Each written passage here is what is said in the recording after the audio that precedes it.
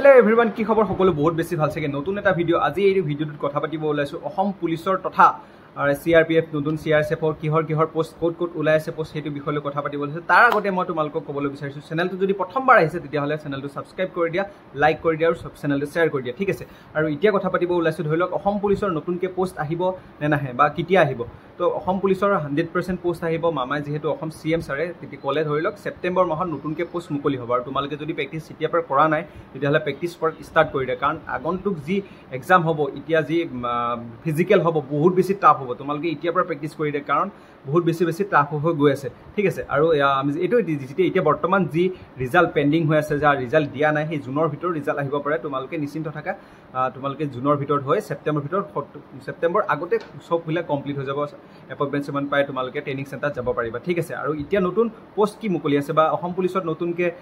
কি পোষ্ট আহিব পাৰে অসম পুলিচত ধৰি লওক UBAB আহিব পাৰে এটোটো আহিব বুলি অলপ গম পাইছো বা শুনিছো ফৰেষ্ট আহিব বুলি ঠিক আছে কিমান পোষ্ট মুকলি হয় বা কিমান পোষ্ট আহিব সেপ্টেম্বৰ মাহত যেতিয়া নোটিফিকেশন আহিব তোমালোকক তেতিয়া গম পোৱা যাব ঠিক আছে কিন্তু এতিয়াৰ পৰা প্ৰেক্টিস কৰি দিয়া ইন যেতিয়া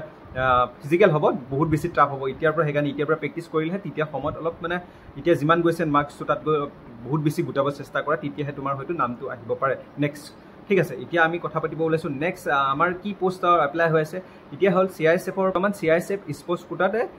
এপ্লাই হৈ আছে তোমালোকে যদি কোনোবা এপ্লাই কৰা নাই স্পোৰ্টস কোটা তোমালোকে এপ্লাই কৰা নাই যদি কৰি ল'ব পাৰা তাত গৈ ডিটেইলছ খিনি চোৱাৰ আগতে মই ভিডিঅ তোমালোকে জনাই দিব বিচাৰিছো তোমালোকে নোটিফিকেশনত মই তোমালোকক দেখাই দিম কেই তাৰিখলৈকে আছে এপ্লাই হক এপ্লাই ডেট কিমান তাৰিখ ক্লোজিং ডেট কিমান তাৰিখলৈকে আছিল তোমালোকক সবিশেষ জনাই দিম আৰু কোন মানুহে এপ্লাই কৰিব পাৰিব কোনখিনি লৰাই কোনখিনি স্পোৰ্টসম্যানে তোমালোকে এপ্লাই কৰিব পাৰিব তোমালোকে সবিশেষ ভিডিঅটো শেষলৈকে চাই থাকে তেতিয়া গম পাবা এতিয়া নোটিফিকেশন লৈ যাম CRSF Central Industrial Security Force এতিয়া পোষ্ট আছে 403টা পোষ্ট আছে আৰু হেড কনস্টেবল পোষ্ট আৰু হিহঁতৰ এপ্লাই ডেট আছে এপ্লাই লাষ্ট ডেট আছে 6/6/2025 তাৰিখ আৰু অনলাইন এপ্লিকেশন অনলাইন এপ্লাই চলি আছে বৰ্তমান ধৰি লওক ইণ্ডিয়ান গভৰ্ণমেণ্ট জব আৰু অল ইণ্ডিয়া যোনটো কেণ্ডিডেট হয় অল ইণ্ডিয়া কেণ্ডিডেট তোমালোকে এপ্লাই কৰিব পাৰিবা ঠিক এপ্লাই কৰিব পাৰিবা বা ধৰি লওক কোনখিনি লৰাই এপ্লাই কৰিব পাৰিব এতে 1/2/2002 চনৰ পৰা 1/8/2007 চনৰ ভিতৰত থকা যিখিনি আছে সেইখিনি এপ্লাই কৰিব পাৰিব ইয়াৰ লগতে ধৰি লওক ST কেণ্ডিডেট 5 বছৰ এজ ৰিলেক্সেশন আছে আৰু SC কেণ্ডিডেট আছে 5 ইয়াৰ্স আৰু লগতে OBC কেণ্ডিডেট আছে তেতিয়ালে হিহঁতৰ আছে 3 ইয়াৰ্স ঠিক আছে এডুকেশন কোৱালিফিকেশনৰ কথা ক'বলৈ বুজাছো এডুকেশন কোৱালিফিকেশন আছে 12 পাস যিকোনো 12 পাস কৰিলে তোমালোকে স্পোৰ্টস ক্যাটেগৰি বা স্পোৰ্টস ক্যাটেগৰি হয় বা স্পোৰ্টস আছে তোমালোকৰ সাৰ্টিফিকেট যদি 12 পাস কৰা হয় তেতিয়া হলে তোমালোকে এপ্লাই কৰিব পাৰিবা আৰু ইয়াতে আছে ধৰি লওক যিহিলে ক্যান্ডিডেট কোনখিনি ক্যান্ডিডেট ধৰি লওক এপ্লাই ফিজ দিব লাগিব যেনে OBC দিবলৈ EWS ST দিব ST আৰু SC কাষ্টে কোনো কাৰণে এপ্লিকেশন ফিজ দিব নালাগে আৰু লগতে ফিমেলৰ দিব নালাগে ঠিক আছে ইয়াত আহিব টেষ্টৰ যি দিব লাগিব তোমালোকে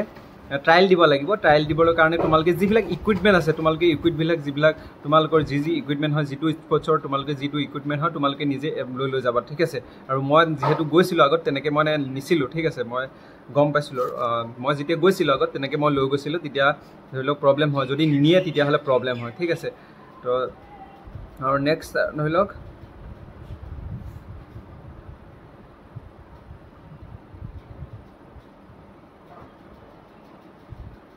और नेक्स्ट ধৰি লওক তোমালোকৰ কি হ'ব তোমালোকৰ ধৰি লওক প্ৰথমতে টাইল টেষ্ট হ'ব তাৰ পিছত তোমালোকৰ PhD ৰানিং সাগিনে ডকুমেন্টস ভেৰিফিকেশন মেডিকেল তাৰ পিছত আকৌ তোমালোকৰ তেনেকে সেই প্ৰসেসটো তোমালোকে গৈ থাকিব তোমালোকে চেক কৰি চাব পাৰিবা যে এইটো প্ৰসেসত তোমালোকে প্ৰথমতে ধৰি লওক টাইল হ'ব টাইলৰ পিছত তোমালোকে ফিজিক্যাল টেষ্ট হ'ব ফিজিক্যাল টেষ্টত ডকুমেন্টস ভেৰিফিকেশন মেডিকেল টেষ্ট হ'ব তাৰ পিছত তোমালোকৰ তেনেকে ভৰ্তি হ'ব ঠিক আছে তাৰ পিছত নেক্সট আছে তোমালোকৰ ধৰি লওক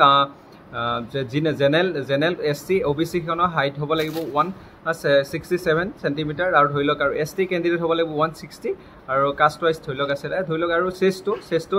81 ৰ পৰা 86 ৰ ভিতৰত হ'ব লাগিব আৰু ফিমেল কেণ্ডিডেটৰ হাইটটো যিটো হাইট হয় সেইটো 153 সেন্টিমিটাৰ হ'ব লাগিব আৰু ভিডিওটো ইমানখিনি আছিল তোমালোকৰ গোটে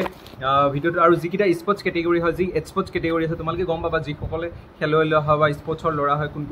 ডিস্ট্ৰিক্ট হয় ষ্টেট হক আৰু ইন্টাৰনেশনাল নেশনাল জুনে খেলিছে বা আৰু ইউনিভাৰ্সিটি লৈ পেলে জুনে খেলিছে সকলো এপ্লাই কৰিব পাৰিব ভিডিও ইমানে আছিল ভিডিওত আৰু মোৰ যদি WhatsApp গ্ৰুপত তোমালোকে জয়েন হ'ব বিচাৰ তেতিয়া হলে মই লিংকটো দি দিম তোমালোকে তাত গৈ জয়েন হ'ব পাৰা কিছু গৈ তোমালোকে জয়েন হ'ব পাৰিবা ভিডিওটো ইমানে আছিল থ্যাংক ইউ সো মাচ আজিলৈ আহিছো বাই বাই